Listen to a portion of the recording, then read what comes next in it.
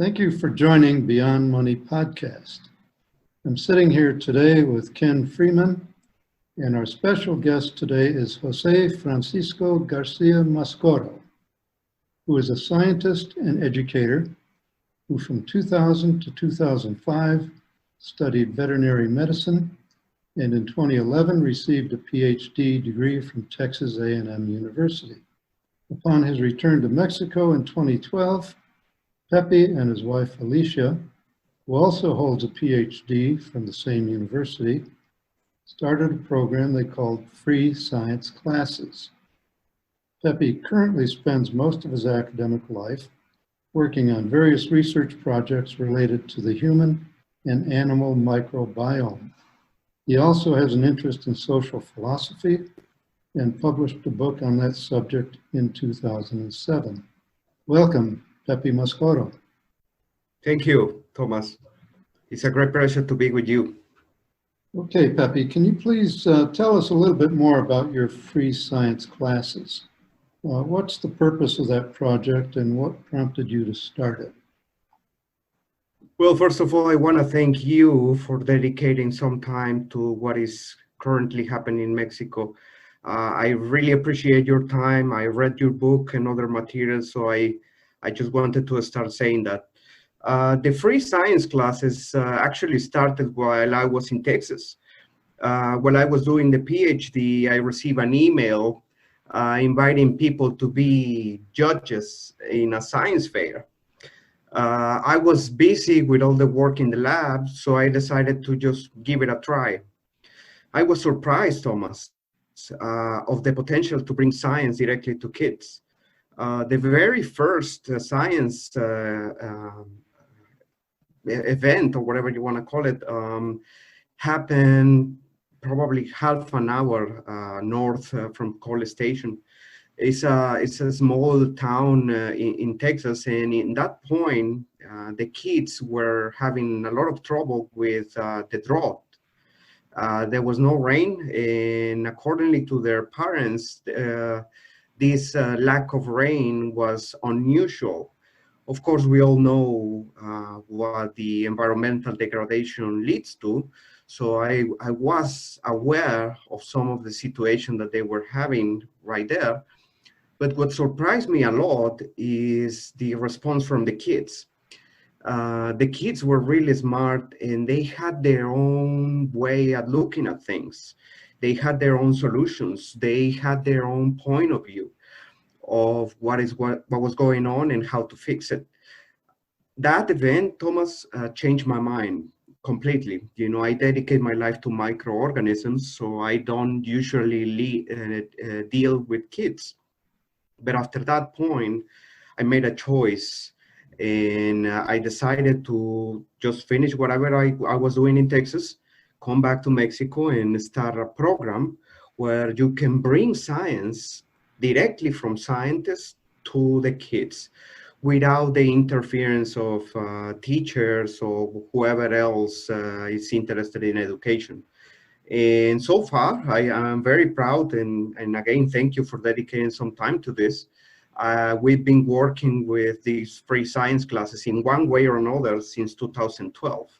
So we've been working with that for about 8 years now, and everything seems to be going in a really interesting direction. And to answer your question, the main purpose is really simple, Thomas. It's extremely simple, and I've been talking about this for a long time. We need to nurture the minds of the kids.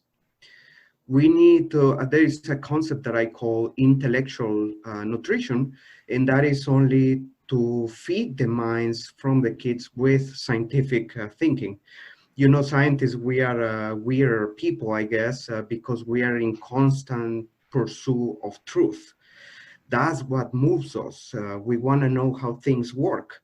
And me and my wife have discovered that if you bring science directly to the kids from the scientists ourselves, the change that you can produce, Thomas, is magnificent. I don't have any other adjective to describe what happens to the minds of the kids when they get in touch with science. So that's what we have been doing for the last 8 years. And again, you know, the purpose is really simple, just to nurture their minds. Excellent. I know that intellectual nurturance is really something that's been badly neglected. I think our educational systems are pretty much in a shambles at this point. And I appreciate the efforts that you're making to bring science to kids directly. At some point, I'd like to see it in operation, actually, but I don't know if that will ever happen given the current conditions and what's going to do to change that. So tell us a little bit now about what life is like in Mexico these days. Maybe you can start by giving us some background on the political situation. I know that you had an election in 2018 in which you had a new president, Andres Manuel Lopez Obrador, elected by a sizable majority. And I know that he promised to do a lot of things differently. And I'm sort of reminded about what happened here in 2012 when Barack Obama was elected president. There were great expectations that people had for his administration that were largely unmet. So can you tell us a little bit about the situation there with AMLO and what people expect and what he's been able to do so far to fulfill those expectations? Thank you very much for asking that, Thomas. First of all, I have to tell you that I study the contents of this interview, which I appreciate a lot. And I have to be honest with you. I live in the second biggest city in Mexico. It's called Monterrey. I would love to bring you here anytime you want or you can.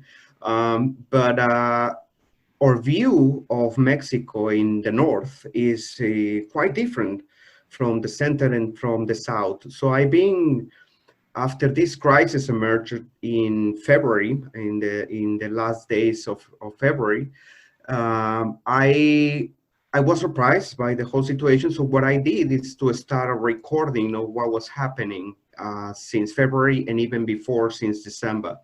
So I just wanted to mention that before I say the following ideas.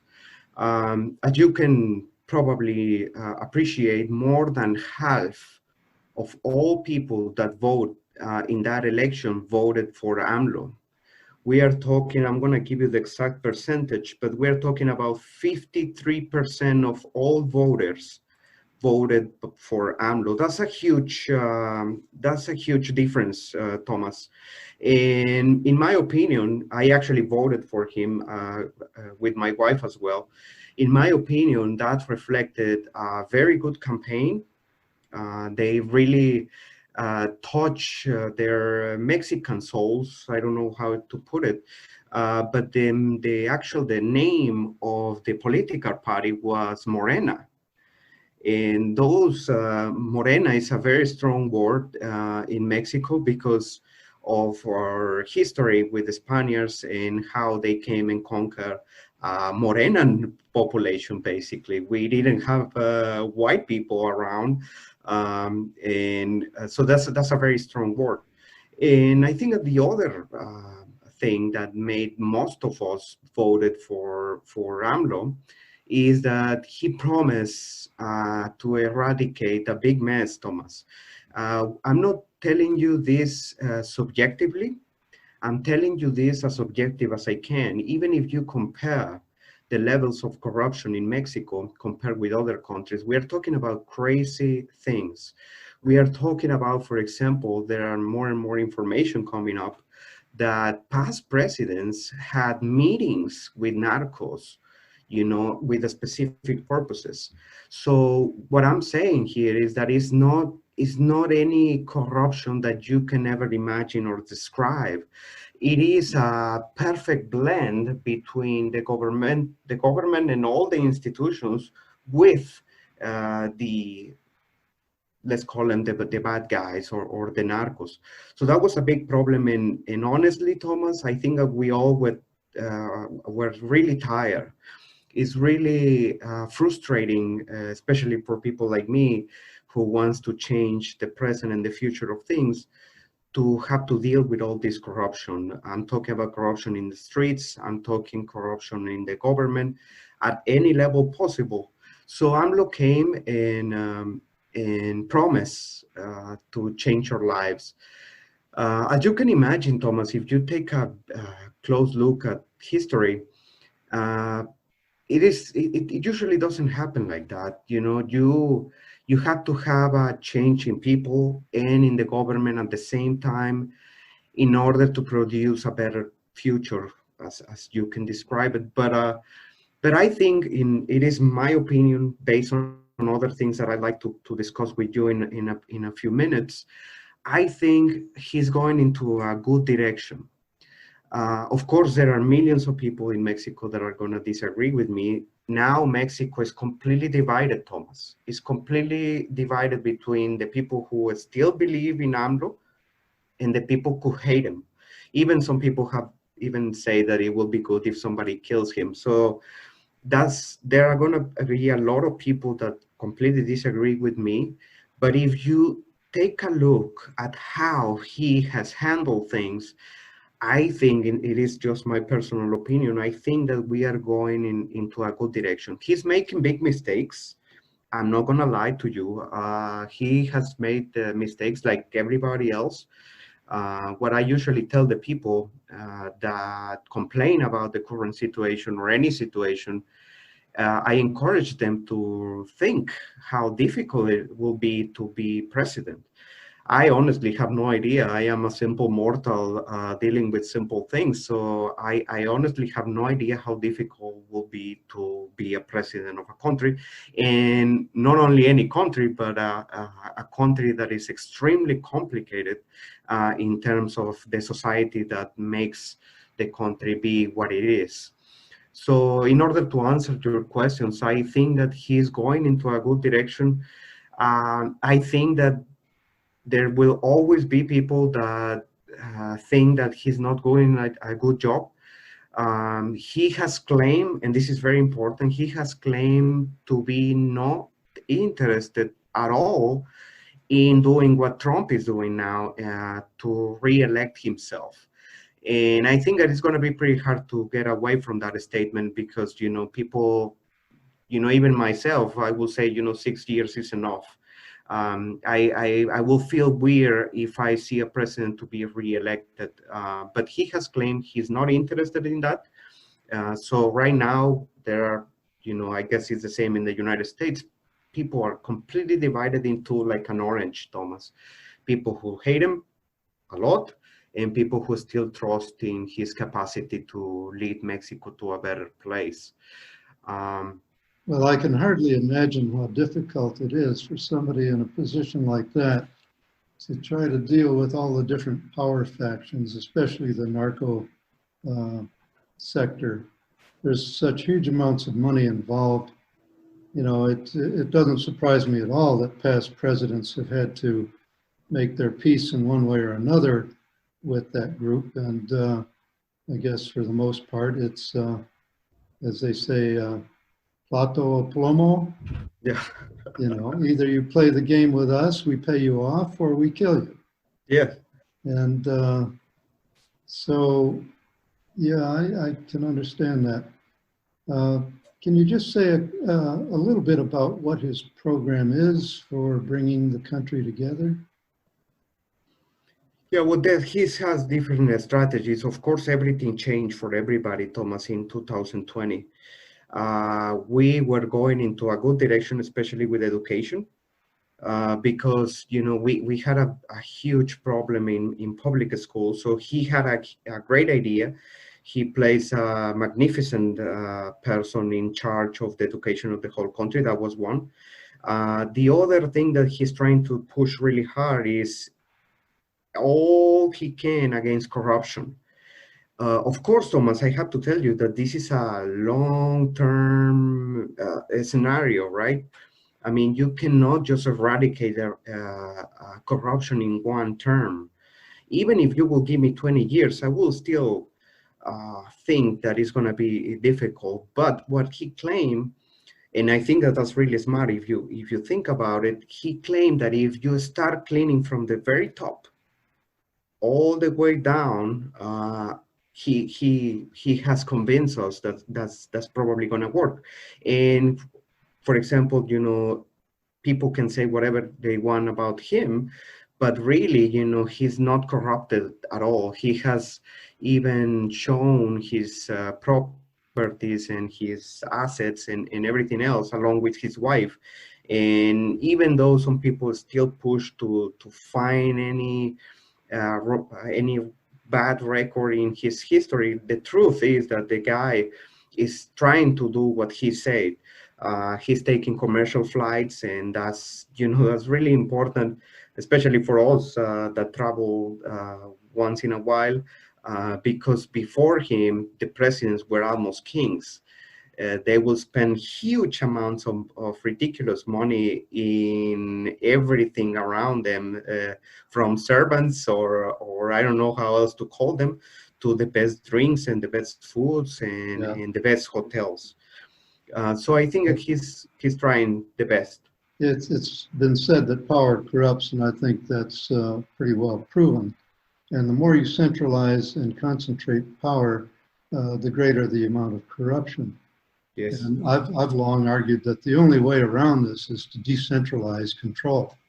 Yes. So nation states are too big, power is too concentrated in the hands of a few political elites and corporate executives and the wealthy, and we have to devolve power to the state level and the community level, actually, in order to really create the kind of world that's going to benefit everybody.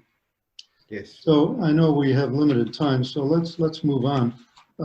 We want to get into a discussion of the COVID pandemic, and I'm wondering how Mexico has been impacted by that, and what the response has been from the Mexican government, and what you see as the negative or unintended consequences of those moves. It is a big crisis, Thomas, and I want to appreciate your time, and you have no idea how important it is for somebody like me to be talking to you. Right now, it's a big problem, and I just want to dissect the problem into several parts. First is the social distancing. Government, the Mexican government and other governments have promoted to be distant from each other. Thomas, if I am distant from you or from anybody else, even from my kids, that doesn't work. And the idea behind this is that you reduce the probability of being infected. I think, Thomas, that, you know, I am in favor of anything whatsoever that can help diminish the number of cases or infections, not only of COVID, of any other virus or bacteria. But I think that that's a big crisis because we need, I've seen it in children, we need to promote social interaction. That's a skill that you don't have any other way to learn it. There is no video game that can show you how important it is to interact with other humans. The other crisis is really important for me to say it because Mexicans are really touchy. We like to party, we like to hang out with each other. So what the government have done is to prohibit in some way or another. I have to remember you that every state of all the 32 states in Mexico are free to do whatever they want pretty much.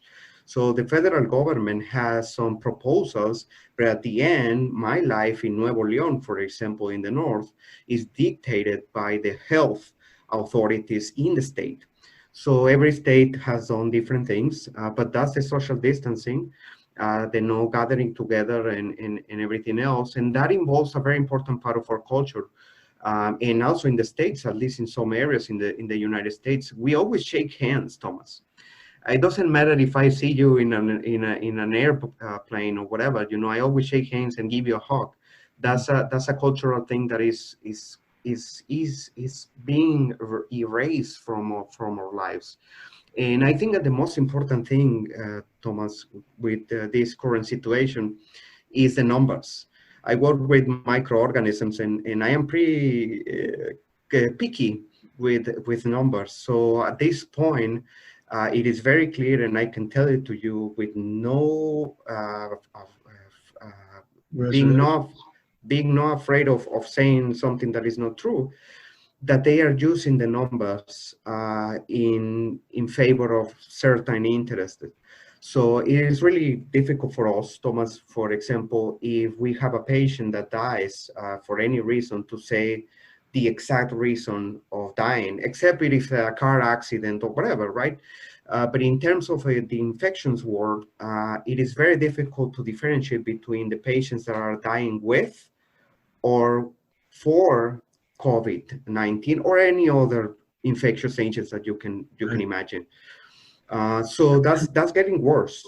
As I mentioned in one of the emails I sent you, we had a curfew. I don't know other word in English to describe it, but basically it's becoming illegal to be outside of your home past 10 during the weekdays. Yeah, And we had that in Arizona for a while too. yes. And of course, I have to tell you that as a good scientist, I've been around at those hours, and nobody has ever said anything to me. I don't like the face mask because I think that is dangerous for my health. That's just my point of view. But nobody has said anything to me. So on one hand, you have it official. You know, there are official paperwork from the government that state that you can even go to jail if they find you at that point or during a weekend without any essential activity that you're performing. I have to be objective with you. It hasn't happened to me. I don't know anybody who has gone to jail because of that reason. I think that is just a desperate attempt for the government to control the number of cases. So you're So saying the curfew is not being enforced? yes, that's what I'm saying. Okay, Of and course, can you say a little bit more about the negative impact of wearing masks? yes, actually, that's very important for me because this has been claimed by many people around the world. I work with microorganisms, Thomas, and I'm actually part of the biggest society of microbial ecology in the world. It's called ISME, and I've been working with microorganisms for a long time. I am particularly afraid that if you make people wear masks in places where they shouldn't wear a mask, for example, in a park, you are promoting in one way or another the introduction of microorganisms from your mouth directly into your respiratory tract. One of my students asked me about any research paper that supports what I'm telling you, Thomas. And I have to tell you that that's really difficult to prove.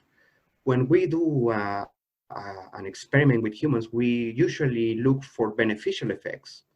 For example, with probiotics, which are beneficial microbes that go and enhance your health through the intestinal tract.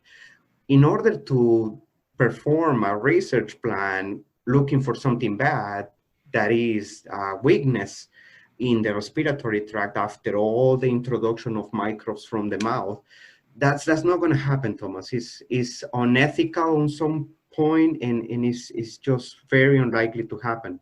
So in these cases, you just have to trust me. People have said to me there are different face masks or whatever. I have analyzed each one of them, and every single face mask that you use in one way or another promotes this introduction of oral microbes into the respiratory tract. And this is not normal, Thomas. And in my particular opinion, as a scientist, I have to tell you, I have to be honest with you that I won't do that, especially when you do have to do it for a long period of time. I understand that if you go to the shopping mall, whatever, and there is a lot of people around, well, maybe you can use it for a couple of minutes, hours. But in my job, for example, and in many other jobs, accordingly to the federal government, because there is an official government a document that says that you have to wear the mask all the period that while you're working. This is going to bring, in my opinion, again, really bad health consequences for the immune system in the respiratory tract of people. Mm-hmm. Yeah, I am kind of disturbed about that myself. You know, when we're dictated here in Tucson, it's been left up to the municipalities to decide about that right now. And here in Tucson, we're required to wear masks whenever we're out in public.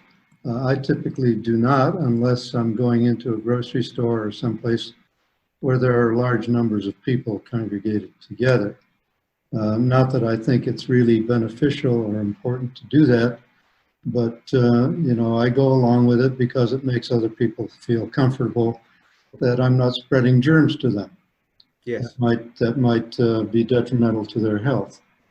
But yeah, this is a serious concern that the reaction, you know, the measures taken to stem the spread of this virus may be worse than the disease itself. And you know, I've done a lot of research on this, and in my last newsletter, I published links to a lot of different materials that that speak to this issue. But let's move on at this point. I want to get into another question. Considering the positive outcomes, you know, what we've seen is a lot of slowing down and easing up. That's been my personal mantra for about a year now, is to slow down and ease up. I've been overly focused on doing things and not enough focused on just being and letting myself enjoy life. So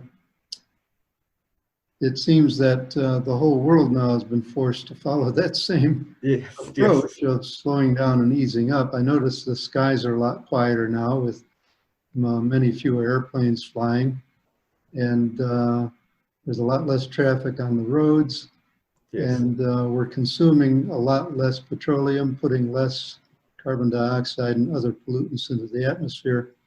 So these are some beneficial effects, and I'm wondering if there's some way that we can perpetuate the benefits of this crisis, inadvertent though the benefits may be. And you know, there's probably a bigger agenda out there that has caused all of this. And I'm wondering what your thoughts are on that. That's actually a good question. And again, you know, I appreciate your time and all the work that you have done. I actually have your book right here with me. I think for every crisis, Thomas, we need to use it in our advantage. And my goal, I guess, is to promote a better present and a brighter future, like you describe in your books and your notes. I think that we don't have to freak out. I agree with you completely that we have to take a look and see how beneficial this will have been for society and for people. I encourage people to see this crisis as a possibility to evolve. Thomas, I think that in my case and for all the readers of your book, the analogy of the butterfly really came into our souls, especially mine, because, you know, ever since I can remember, you know, I want to just live a better future. You know, I have a little kid. He's going to turn 16 in September, and he has grown very fast, and that's what I dream.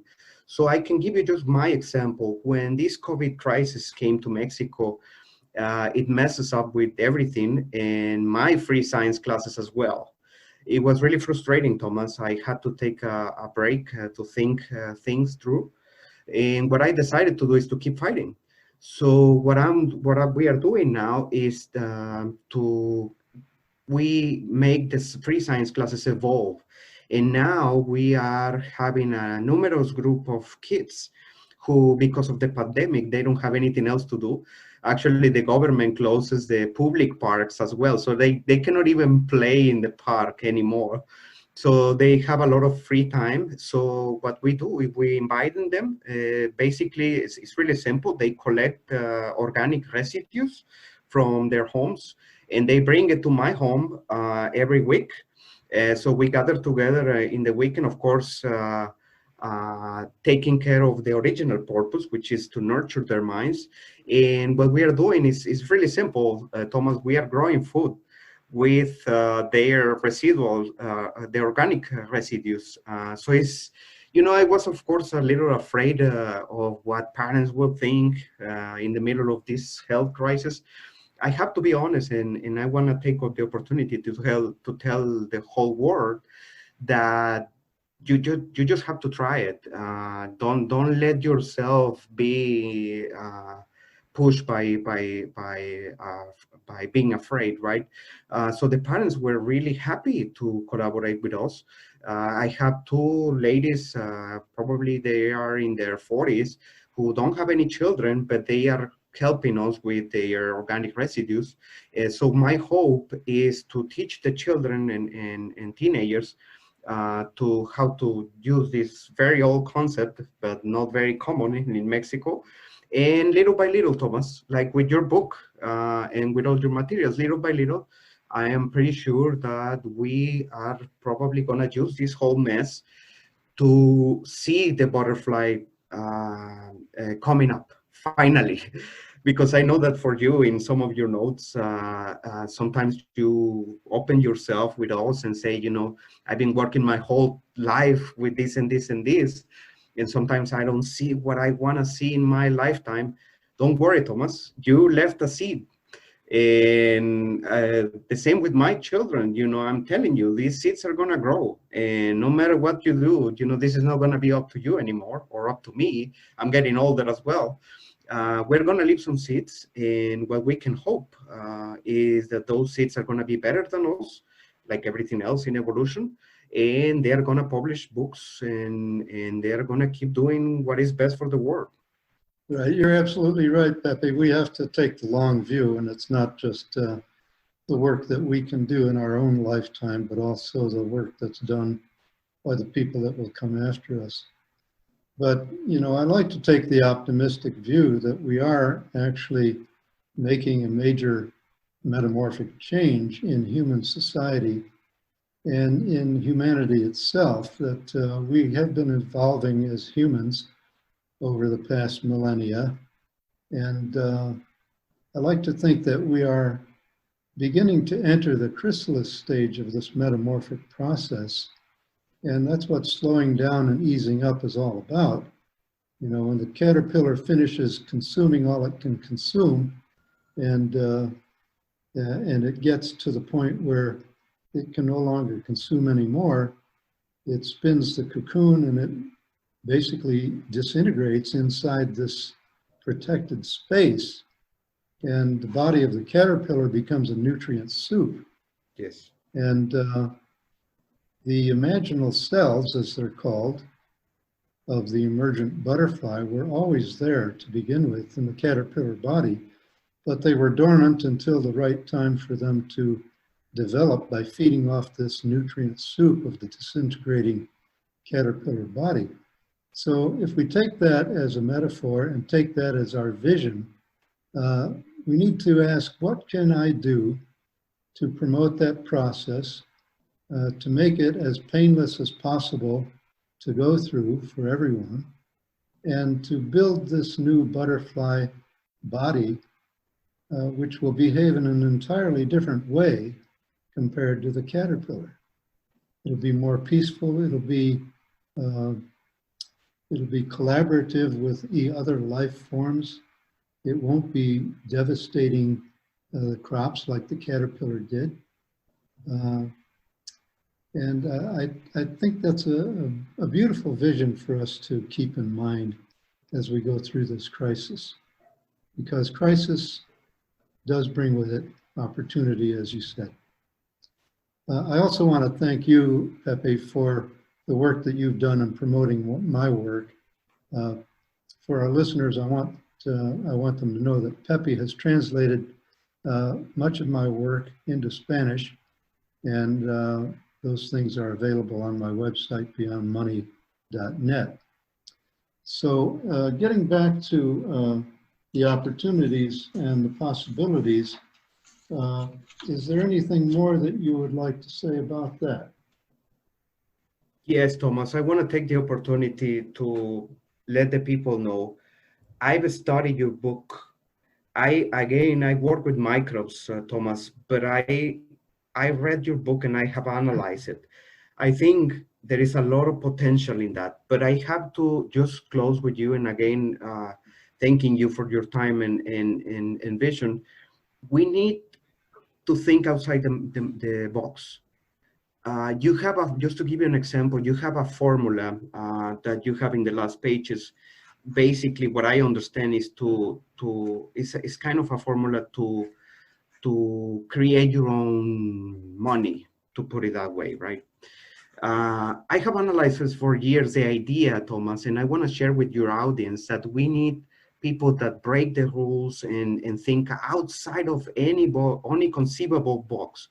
In this regard, uh, what about if somebody comes up better than you and me together, or anybody else, and ambitious, a different nature of money? You know, we use it all the time, but one of the things that it came up with one of my students is that why not to call, and this is probably gonna sound silly for experts like you, but I just wanted to share it with you because there may be a potential. We were discussing it and we were thinking that why not having a coin or a money that is called lives, vidas, we call them in Spanish. In terms, think about it, you know, you pay with one vida or two vidas, you know. Well, my point with this is that we need to have people that think outside the box. What if we change the very nature of things? Why do we have to keep the same rules? So I think that if you think about it, you know, and if we find the right mind at the right time, they may come up with different solutions in terms of, you know, what is the cost of my cell phone? Well, don't make it with money. Don't make it abstract anymore. Nothing at all. Let's say how many human lives cost this to be with me.